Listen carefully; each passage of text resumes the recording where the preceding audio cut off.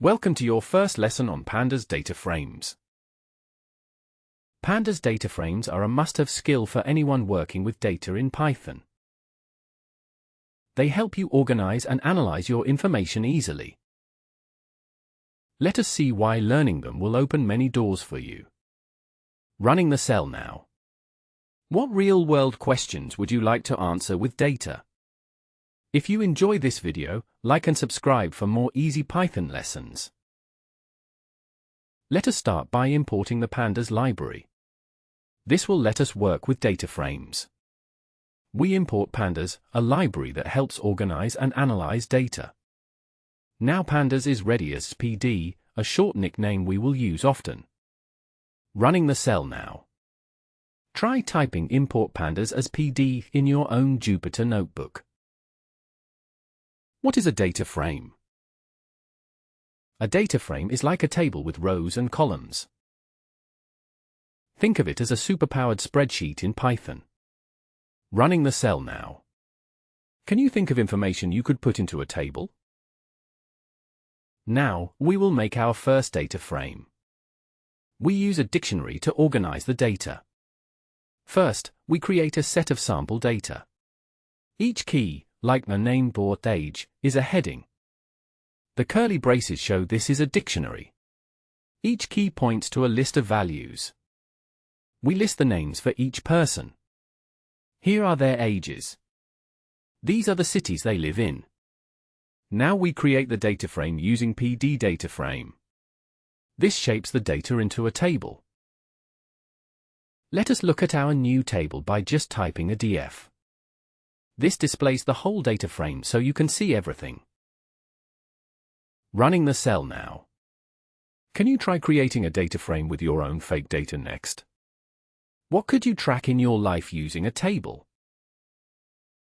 Let us check what data type we just created. We are using the type function to see what kind of object df is. This helps us confirm that it is a data frame. Running the cell now. Remember, understanding data types helps you know what features you can use. How to see rows and columns. Data frames have a shape, rows go across, columns go up and down. Let us look at how to see how big our table is. Running the cell now. Think about how many people and facts you can store. Let us see the shape of the data frame. The shape tells us how many rows and columns we have. The first number is the number of rows, the second is the number of columns. Running the cell now. Try looking at the shape of any table you create in Pandas. Now let us check what the column headers are. This shows us the names of the columns, or the labels at the top of the table. Running the cell now. Column names help keep your data organized. Let us say you have a big table. The head method lets you preview just the top rows. We use the head function to see only the top two rows. This is helpful to get a quick look at your data without seeing every row. Running the cell now. How would you use this to spot mistakes in your data? Selecting columns and rows. You can pick out columns or specific rows from your data frame. Let us practice selecting data just like picking a column in a spreadsheet. Running the cell now. Try selecting columns in your own table. We will pick out one column from the data frame. This lets us see only the name column, just like picking one list of details. Running the cell now. Try changing name to another column in your own code. What if you want to get a single row? We use iloc, which stands for index location. We use iloc to grab a row by its number. Remember, Python starts counting at 0, so 1 means the second row. Running the cell now. Notice how each row contains all the columns.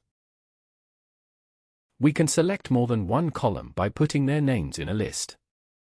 We put two column names in double square brackets.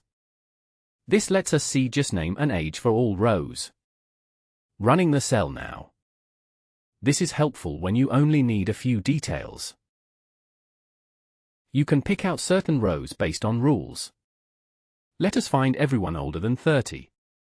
We create a rule inside the square brackets. This keeps only the rows where age is more than 30. Running the cell now. Filtering is powerful for studying parts of your data. Adding and changing data. Data frames are easy to update, just like editing a spreadsheet. Let us add a new column. Running the cell now. Try adding your own custom columns, get creative. We will add a new column called Country. You just assign a list of values to the new column name. We are creating a new column called Country. By giving a list, Pandas adds these values for each person. Printing DF now shows the updated table with the new column. Running the cell now. Notice how flexible data frames can be. If you spot a mistake, you can update one cell. Let us change the city for the last person. The at method lets us set the value of a specific box in the table. Here, we update the person in row 2 to live in Berlin. Let us print the data frame again to see the change. Running the cell now. Now the table shows your correction. You are in control of your data.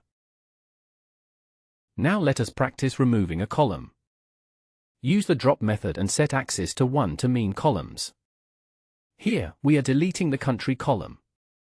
Axis equals 1 tells Pandas to target columns, not rows. Let us print the data frame to confirm country is gone. Running the cell now. Note that dropping changes the data frame only if you assign it back. Let us try removing a row now. Rows use axis 0. We use drop with axis 0 to remove a row at index 1. This deletes the second row. Printing DF now shows the smaller table. Running the cell now. Watch how your table changes as you remove data. Describe and summarize your data. You often want a quick summary of what is in your table. Pandas can do this quickly. Running the cell now. Have you ever wanted a quick snapshot of your whole dataset? The describe method gives you statistics for all the numeric columns. Describe runs calculations like mean, minute, max, and more for each numeric column. This is helpful for understanding your data at a glance. Running the cell now. With bigger datasets, describe is even more valuable. Let us check more details with info. Info tells us about each column, the data type, and if anything is missing. It shows the shape and types, all in one place. Running the cell now. Use this if you want to know if something went wrong loading your data. Reading and writing data. Data frames make it simple to load data from files, like CSV spreadsheets. Let us see how to save and reload your work. Running the cell now. Try exporting your table and see if you can open it in a spreadsheet. You can save your data frame as a CSV file with one command. The to_CSV function writes your data to a text file called CSV. Set index to false so you do not save the row numbers. Running the cell now. Now you can share your table or use it in other programs. Reload your data from the saved file. Read_CSV quickly brings your CSV back into a data frame. Let us print it to confirm it looks the same. Running the cell now. Did your original table and loaded table match? Let us build a data frame from scratch using your own input. We ask you to enter names, ages, and cities. Each entry goes into a separate column. Splitting by comma lets you enter several values at once. We make sure to clean spaces and turn ages into numbers. All your input is collected into a new data frame. You get to see your personally created table at the end.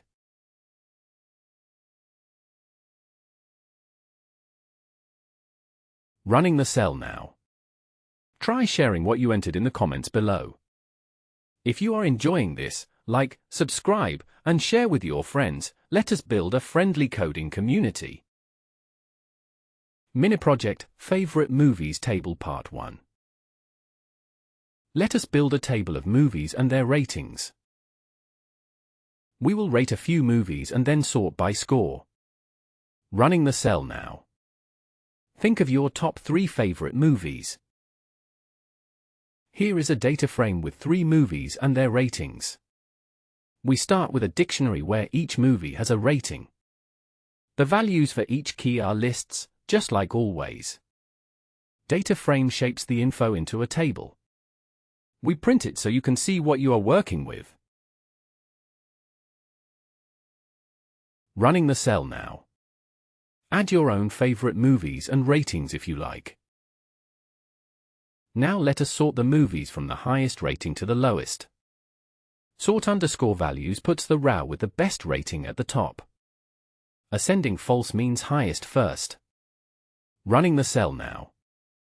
Sorting is great for top 10 lists and favorites. Let us see the average movie rating. The mean function finds the average value for any numeric column. This is common in data science to spot patterns. Running the cell now. How does your movie table's average rating compare? Let us add a new column for the number of times you saw each movie. We add a column called Watches, which counts how many times you watched each film. Now our table stores even more meaning. Running the cell now. Try changing these numbers for your own favorite films. Let us filter to see which movies you watched the most. This rule keeps only the films you saw more than 3 times.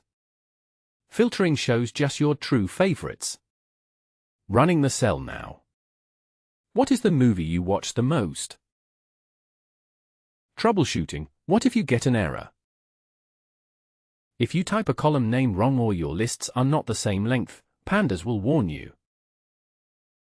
Read error messages carefully, they often tell you what went wrong. Do not let mistakes stop you. Everyone makes them at first. Running the cell now. What debugging tricks have helped you learn? Take your time and do not be afraid to look up mistakes online. Here is a handy trick for building tables in a new way. You can start with a list of lists. Each inner list is one row of data. We use the columns argument to add headers. This is fast for small sets of information.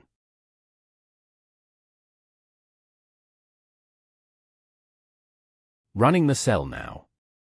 Try organizing your own school scores this way. Now it is your turn for a challenge. You will make a table about your weekly chores and how long each takes. You enter the name of each chore and how many minutes it takes. Pandas helps you turn this into a table you can use anytime. Use this skill for anything you want to keep track of.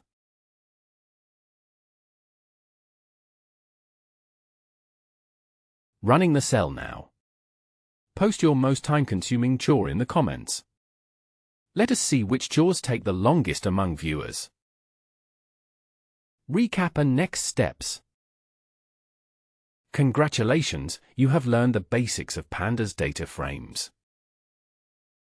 You now know how to create tables, select data, edit values, and even load from files. With practice, these tools will help you understand any dataset. Running the cell now. Which part of Pandas do you want to learn more about? Leave a comment. Thanks for learning with us.